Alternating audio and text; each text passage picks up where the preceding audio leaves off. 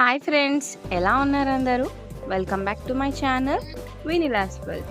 ఈరోజు నేను చేయబోయే రెసిపీ వచ్చేసి చిల్లీ బ్రెడ్ రెసిపీ. మీ దగ్గర బ్రెడ్ ఉన్నప్పుడు ఏదైనా కొత్తగా ట్రై చేయాలనుకుంటే ఇలా ఒకసారి ట్రై చేయండి. చాలా టేస్టీగా ఉంటుంది ఈ రెసిపీ. పిల్లలకైనా పెద్దలకైనా స్పైసీ లవర్స్కైనా కూడా ఇది చాలా అయితే నచ్చుతుంది. ముందుగా మనం బ్రెడ్ని తీసుకుని సైడ్స్ కట్ చేసి ఓన్లీ వైట్ పార్ట్ మాత్రం ఉండేటట్టుగా మనం అన్ని బ్రెడ్స్ని కట్ చేసి పెట్టుకోవాలి. ఇలా కట్ చేసుకున్న వాటిని 4 పార్ట్స్ కింద డివైడ్ చేసుకుని మనం పీసెస్గా కట్ చేసుకోవాలి. ఇలా నేను ఒక హాఫ్ ప్యాకెట్ బ్రెడ్ ప్యాకెట్ అయితే తీసుకున్నాను. ఇవన్నీ కూడా చిన్న ముక్కలుగా అయితే కట్ చేసుకుని పక్కనైతే పెట్టుకున్నాను. ఇప్పుడు ఒక ప్యాన్ అయితే తీసుకుని అందులో కొంచెం 1 టేబుల్ స్పూన్ ఆయిల్ అలాగే 1 టేబుల్ స్పూన్ గీ వేసి మనం ఈ బ్రెడ్ స్లైసెస్ని మనం రోస్ట్గా అయితే వేయించుకోవాలి. ఇప్పుడైతే మనం ప్రతి బ్రెడ్ పీస్ని ఇలా విడివిడిగా పెట్టుకుంటూ మనమైతే వేయించుకోవాలి. సిమ్ ఫ్లేమ్లో అయితే వేయించుకోండి, లేదంటే మాడిపోతాయి.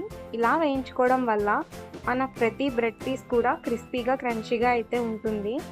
ఇలా మనం అన్ని బ్రెడ్ పీస్ని వేయించుకున్న తర్వాత ఒక ప్లేట్లోకి అయితే తీసుకుందాం. ఇప్పుడైతే మనం నెక్స్ట్ ప్రాసెస్ చూసేద్దాం. ముందుగా ఒక 3 ఎండుమిరపకాయలను అయితే వాటర్లో వేసుకుని నానపెట్టుకోవాలి. ఇలా నానపెట్టుకున్నవి ఒకసారి గ్రైండ్ అయితే చేసుకుని మనం పేస్ట్గా అయితే చేసుకుని పక్కన పెట్టుకుందాం. ఇప్పుడు నెక్స్ట్ ప్రాసెస్ చూద్దాం. ఇప్పుడు ఒక బాండీ పెట్టుకుని అందులో 2 టేబుల్ స్పూన్స్ ఆఫ్ ఆయిల్ అయితే వేసుకోవాలి. అది కొంచెం వేడయ్యాక చిన్న ముక్కలుగా కట్ చేసిన గార్లిక్, అలాగే స్లైసెస్గా కట్ చేసిన గ్రీన్ చిల్లీ, అలాగే 1 బిగ్ ఆనియన్ అయితే వేసుకున్నాను. ఇవన్నీ వేసుకున్న తర్వాత దోరగా అయితే మనకి ఆనియన్ అయితే వేగాలి.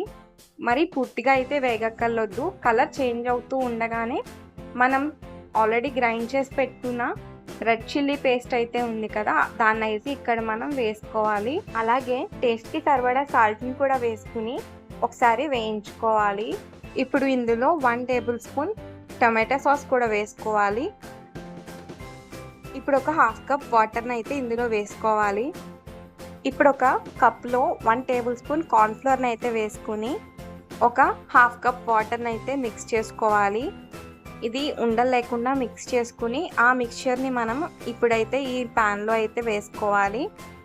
ఇప్పుడైతే బాగా కలుపుకుని ఒకసారి టేస్ట్ చూసుకుని మీ స్పైసెస్ కానీ సాల్ట్ లెవెల్ కానీ ఏమైనా తక్కువైంది అనిపిస్తే మీరు ఏమైనా కావాలనుకుంటే ఇక్కడ యాడ్ చేసుకుని అడ్జస్ట్ చేసుకోవచ్చు.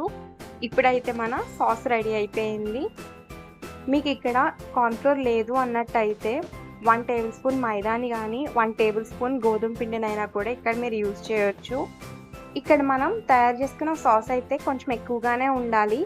ఎందుకు అంటే మనం వేసిన బ్రెడ్ పీసెస్ మన సాస్ని అయితే పీల్చుకుంటాయి కాబట్టి ఇప్పుడైతే సాస్లో రోస్ట్ చేసుకున్న బ్రెడ్ పీసెస్ని అయితే వేసుకుని ఇలా కలుపుకుంటున్నాను. ఎక్కువగా అయితే కలపకండి, జస్ట్ కింద నుంచి పైకి 2-3 సార్లు మాత్రమే కలపండి. లేదంటే బ్రెడ్ అనేది త్వరగా మెత్తబడిపోతుంది, దానివల్ల మనకు క్రంచీనెస్ అనేది మిస్ అవుతుంది.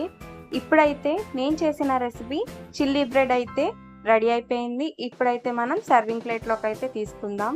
ఒక 10 మినిట్స్లో ఈజీగా అయిపోయే రెసిపీ అయితే ఇది. చాలా టేస్టీగా కూడా ఉంటుంది. ఒక్కసారి మీరు ట్రై చేసి ఎలా ఉందో కమెంట్ సెక్షన్లో అయితే కమెంట్ చేయండి. ఈ రెసిపీ వేడివేడిగా తింటేనే చాలా టేస్టీగా అయితే ఉంటుంది. సో వేడిగా అయితే మీరు చేసుకుని ఇంట్లో ట్రై చేసి చూడండి. 10 మినిట్స్లో ఇంట్లో ఉండే వాటితో చేసుకునే ఈజీ అండ్ టేస్టీ రెసిపీ ఇది. మీరైతే తప్పకుండా ట్రై చేసి ఎలా ఉందో కమెంట్ సెక్షన్లో కమెంట్ చేయండి. అలాగే నా వీడియో కొత్తగా చూస్తున్నట్టయితే ప్లీజ్ నా ఛానల్ని అయితే సబ్స్క్రైబ్ చేసి పక్కనున్న బెల్ ఐకాన్ అయితే కొట్టండి. అప్పుడే నా నోటిఫికేషన్ మీ వరకు వస్తుంది. Please like, share and subscribe to my channel Vinila's world.